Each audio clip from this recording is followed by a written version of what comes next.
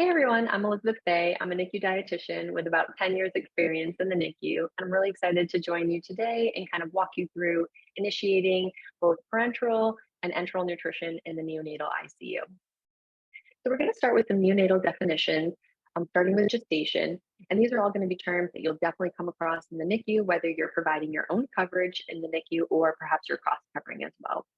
So we have extremely preterm infants. Those are infants that are born less than 28 weeks gestation, followed by very preterm infants. Those are our infants born between 28 and 31 and 6/7 weeks. Followed by moderate preterm infants. They're born between 32 and 33 and 6 weeks. Late preterm infants are born between 34 and 36 and 6 days. Followed by term, which is born between 37 and 42 weeks. And then post-term is after 42 weeks gestation. Some other neonatal definitions you might come across, these pertain more so to growth. These are our, based on birth weight definitions or acronyms you'll find are ELBW, stands for extremely low birth weight infants, less than 1,000 grams. Very low birth weight infants are born less than 1,500 grams, and low birth weight LBW, less than 2,500 grams. We can also provide some really great information when a child is born based on how they plot on the growth chart based on their gestation percentile. So if they're SGA or small for gestational age, they're born less than the 10th percentile. And this refers to no matter what growth chart they're on, whether a premature growth chart or a term growth chart. Appropriate for gestational age, 10th to 90th percentile, followed by LGA, greater than the 90th percentile, or large for gestational age. Then followed by that, we can look into how growth was either in utero or ex utero. So intrauterine growth restriction is IUGR, and you might find that in an H&P, and this is diagnosed in utero on an ultrasound by a prenatal provider. And it helps to indicate if growth was unable to reach normal predicted growth patterns in utero, and if something occurred that kind of helped, that created a weight deviation from normal of what we would have expected. We have extrauterine growth restriction. This definition has been changing recently, but it's pretty much now defined as reduction in weight for age Z-score greater than one standard deviation between their birth weight for age and perhaps at 36 weeks gestation or at discharge or at 28 postnatal days. So that definition has a couple of variables there that your specific unit might follow in their definition, but it's something to consider when either looking into the growth of your infant that you're following along, and it also plays a role in diagnosing neonatal and infant malnutrition. So NICU nutrition considerations, these are going to be variables that you're looking into that are going to play a role in your medical nutrition therapy of an infant in the NICU, whether they're premature or term, but their level of prematurity or how premature they were, the impact that maybe if an infant was small for gestational age or they were born with intrauterine growth restriction, or just overall how their growth has been in the NICU or perhaps from a transferring facility.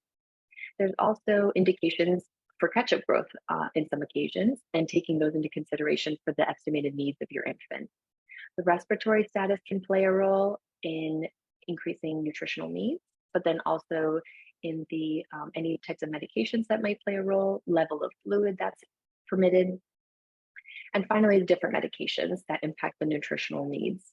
And this could range from anything from perhaps caffeine, diuretics, steroids, etc. So when you're estimating the parenteral nutrition needs, and this is I've compiled a table here that gives you some really baseline nutritional needs of just kind of where to start with the infant that you might be following in the NICU based on their level of prematurity and their birth weight. So term infants here, you can see the first row, we have fluid intake needs followed by energy and protein. The more premature an infant is, they can require more fluid, especially with enteral nutrition. They typically demand higher energy needs and greater protein. And you can see here as well, there is a little bit of variability between each category, between fluid, energy, or protein. And this does compile nutrition information recommended from both Aspen, Coletco, the Academy of Nutrition and Dietetics Neonatal Handbook, and kind of compiles everything. But a lot of those resources also cross-cover their citations as well and provide lots of great references. Okay, so then we have our estimating enteral needs. And here, this is just a really great starting place of where you can start estimating your enteral needs for either your term or preterm infant based on their birth weight. And over time, you'll continue to really tailor the nutrition prescription for the infant that you're following up from reassessment to reassessment. And so you'll see the fluid intake can vary based on term infant all the way to a preterm infant who is ELBW. You'll see the fluid needs do get greater, up to 200 mLs per kilo per day. The energy intakes also vary, but they are greater in need for a smaller, more premature infant. And same with the protein needs, like I was just mentioning with parenteral nutrition. This all gets individualized as you continue to monitor the infant's growth on the growth chart, evaluate if they need more or less nutrition delivery, depending on the clinical scenario, any stressors, lab markers, medication, etc. The other two things that's really important to take into consideration with pediatrics, but especially in the neonatal ICU population, is that you'll notice that one thing different, at least from the adult world, is that we do measure all nutrition based on per kilo per day.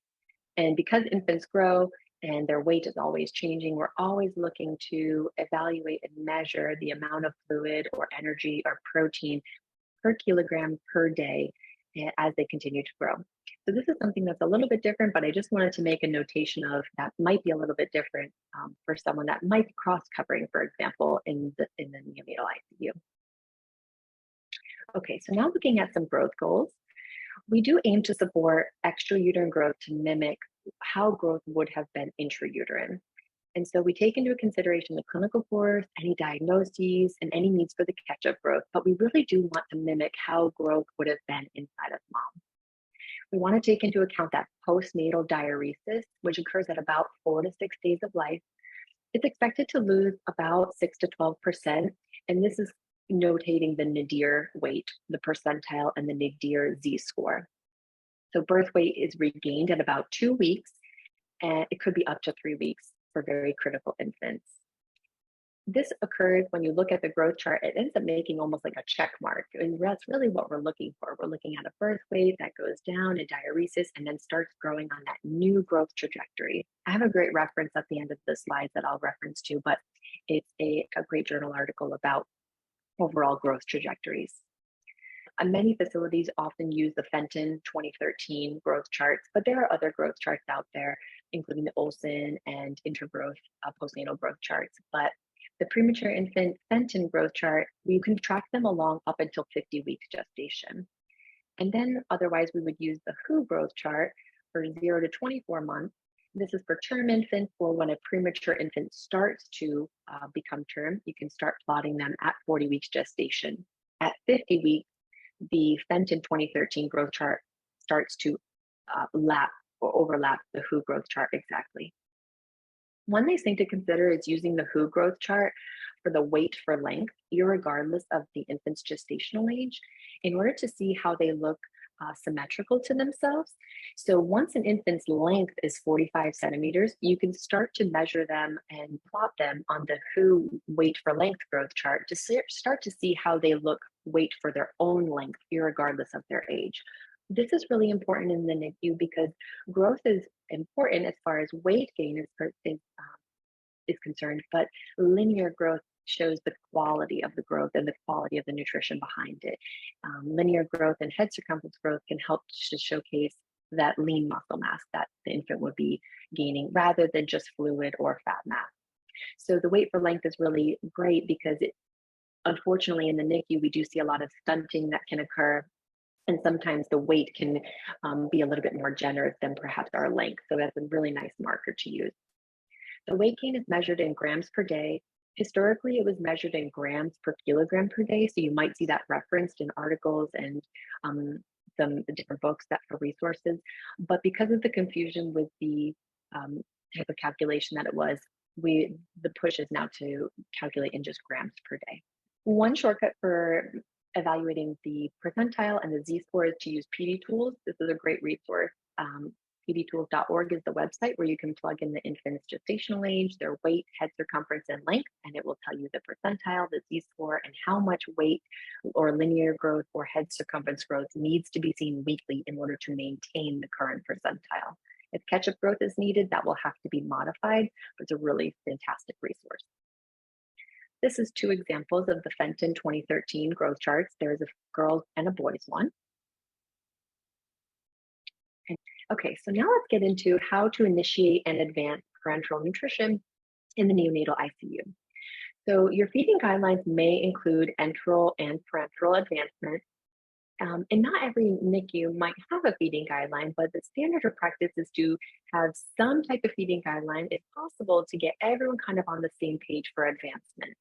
And this is advancing your TPN to goal as per guidelines, but also as pretty rapidly. And then starting to start enteral feeds, wean your TPN, and begin to advance your enteral feeds to goal. So any feeding guideline can really help to get everyone on the same page to kind of standardize your advancement and tolerance for the infant and minimize risk of infection, so that we can also try to get out any lines for TPN as fast as possible. So typically we'll start with a PN cocktail or starter parenteral nutrition on their birthday with an IV lipid emulsion, which is also well tolerated on day of birth. As soon as the infant is transferred over or admitted to your NICU and their lines are placed, then we can start to order and initiate that parenteral nutrition. And then some fluid via the umbilical arterial catheter to keep that line open for blood draws as well. So one example might be a D10 PNC or a parenteral nutrition cocktail with 3.8% amino acids, some calcium gluconate, run at typically a maximum of 80 mLs per kilo per day or less, depending on the clinical status of the infant or the fluid order, depending on neonatology as well. And an IV lipid emulsion can also start at about a half to 1 gram per kilogram per day, all on birthday. We'll also run a half normal acetate or similar fluid via the UAL to keep that open.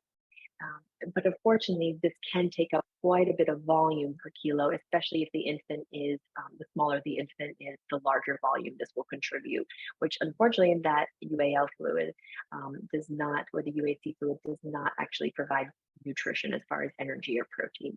So the total fluids might be aimed for about 100 mLs per kilo per day on their birthday or less, sometimes 70 or 80 mLs per kilo per day. Some IV lipid emulsion considerations you might see would be a soy oil lipid emulsion, a 4-oil lipid emulsion, or a fish oil lipid emulsion in the NICU. So advancing your parenteral nutrition based on the macronutrient advancement guidelines. For dextrose, we would advance by about 1 to 2 milligrams per kilogram per minute in the GIR daily. And that would go to a goal of about 10 to 13 mg per kg per minute as a goal GIR. This is all depending on your estimated needs of where you place those parenteral needs for this particular infant, depending on the level of prematurity, birth weight, and clinical components as well. The amino acids, we do start on the birthday at a minimum of 1.5 to 2, or a max of 3.6 grams per kilogram, sometimes 3.8. And we would advance to goal the following day. A stepwise advancement is not required for amino acids. We can get right to goal at about 3 to 4 grams per kilogram per day. Typically 4 is what we'll see with preterm infants. And for lipids, you'd advance by 0.5 to 1 grams per kilogram per day. This would be pending triglycerides, medication compatibility, which can be a big one, intolerance overall, but advancing to the goal of about 2 to 3 grams per kilogram per day, of course, based on what the nutrition prescription was and the total energy needs that you determined based on parenteral needs at the beginning of your assessment. So then we're going to go into initiating and advancing enteral nutrition. So we do begin trophics within 48 hours of birth. It's typically a gold standard in many NICUs and often well tolerated. Trophics might be considered at 10 to 20 mLs per kilo per day. Some enteral nutrition considerations in the NICU would be mother's expressed milk first, or breastfeeding, perhaps even a term infant if that would be appropriate respiratory-wise or clinical scenario. But for a premature infant, it would be mother's expressed milk, which sometimes is notated as EHM or MOM, mother's own milk. Donor milk, if your facility has it. And lastly would typically be formula. You can fortify mother's milk or donor milk with a fortified, either we have human milk-based human milk fortifiers in the market for premature infants, or we have bovine-based human milk fortifiers as well. You can also fortify with powder formula. The AAP does recommend the goal of an all-liquid NICU if possible. So feeding advancements can occur either mimicking your overall feeding protocol or per your guidelines. And so you might see an example where your institution advances by 20 to 30 mLs per kilo per day for an ELBW, and a little bit more generous with a higher birth weight. So maybe up to 20 to 40 mLs per kilo per day for a VLBW infant, 30 to 40 for LBW infants, and 30 to 50 mLs per kilo per day for infants over 2,500 grams, pending their clinical stability and status. The fortification and increased calorie concentration occurs during the enteral nutrition advancement and as parenteral nutrition is weaned. So the typical course of a neonatal infant or premature infant would be parenteral nutrition is started on birthday. Parenteral nutrition is advanced as per the guidelines, but pretty rapidly to goal. Enteral feeds are also started on birthday or within 48 hours. As enteral feeds are advanced, parenteral nutrition is weaned in the goal to discontinue parenteral nutrition, pull the line, and then you be on full enteral nutrition. So to dive in a little bit more about enteral nutrition choices, we do have fortification options here on the left for human milk, which would be both moms or donor. Like I was mentioning, you can fortify with a human milk-based HMF product, bovine-based HMF. We have premature infant formulas. We have transitional or discharge powder formula that you can fortify into mother's milk. The term infant standard formulas like a powder or a concentrated liquid could be used. And even term infant specialized formulas, maybe a partially hydrolyzed, an elemental, or a fat modified in the cases of a cholestasis or a chyloflorax or something. So sometimes it takes some creativity with the fortification options, but ultimately the goal is to optimize nutrition delivery between macronutrients and micronutrients of the infant. The other thing to take into consideration is that beyond the HMFs or the human milk fortifiers, other liquid formulas that you can concentrate with to keep an all liquid NICU could displace a lot of volume of mother's or donor milk. So it's something to take into consideration as well. Formula choices, if mother's milk or donor milk is not available, would be premature formula, transitional or discharge formulas, term standard infant formula, and same thing with the term infant specialized formula options for preemies and term infants. So as you're continuing to work your enteral nutrition to goal, one thing to keep in mind is that standard premature and term infant formulas are 20 calorie per ounce. The exception to this is the transitional or discharge formulas. These formulas are 22 calorie per ounce at baseline. And all powder transitional or term infant formulas are measured as 1 scoop to 2 ounces of formula in the United States. And the same thing with that transitional or discharge formula, it's the same recipe, but it creates 22 calorie per ounce at baseline. You can concentrate all of these formulas up to 30 calorie per ounce though as well. I did provide this little chart here just as a cross-reference in case someone is coming from an adult world or curious. Oftentimes they're listed in kcal per ml. So just a cross-reference of what kcal per ounce would be equivalent in decimal form for kcal per ml. Formula and fortified human milk, like I was mentioning, can all be concentrated or fortified up to 30 calorie per ounce. After that, if an infant does require higher calories, then we would have to require a modular or some type of additive.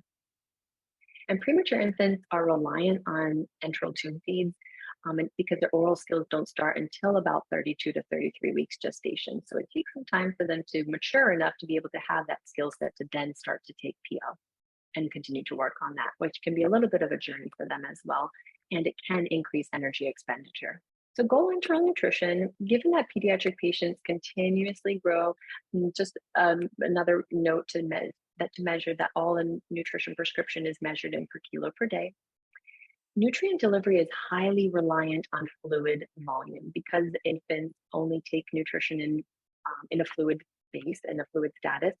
They're really reliant on the fluid allotment that they're given. So for an example, a 20 calorie per ounce feed at 150 mLs per kilo per day provides 100 kcals per kilo per day. Whereas a 24 calorie per ounce feed at a lower volume, 125 ml per kilo per day, still provides the same 100 calories per kilo. So to still give the same amount of calories, in a lower volume, you have to increase the caloric concentration, which happens a lot, and it feels like a song and dance in the NICU. The required calorie concentration and use of modulars are based on how much fluid you have, the feeding tolerance, the growth history, the growth goals, as well as a couple other variables that you'll take into consideration. And you'll continually modify the nutrition support to meet growth goals. 1 week, your nutrition goals might be, say, 120 to 130 calories per kilo per day. The next week you follow up and growth is kind of stagnant. You have to increase calories because maybe a diuretic has been started, and it becomes the song and dance of really finessing and getting to know this infant as they go through either growth spurts or their clinical course is playing an impact on their medical nutrition therapy and needs.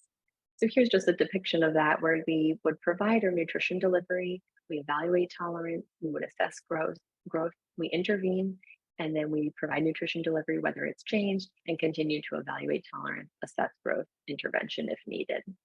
And so here's a list of those resources for dietitians I just wanted to mention. They're in no particular order except for alphabetical. There's some really fabulous resources that you might like to have on hand or you might refer to if needed, whether they're referencing growth or nutritional needs, micronutrient needs, or some very specific clinical scenarios that you might come across in the NICU. All right, well, thanks so much for joining me. I really look forward to it. We're going to have another video about case study in the NICU, and I really look forward to you joining me there. Thanks so much.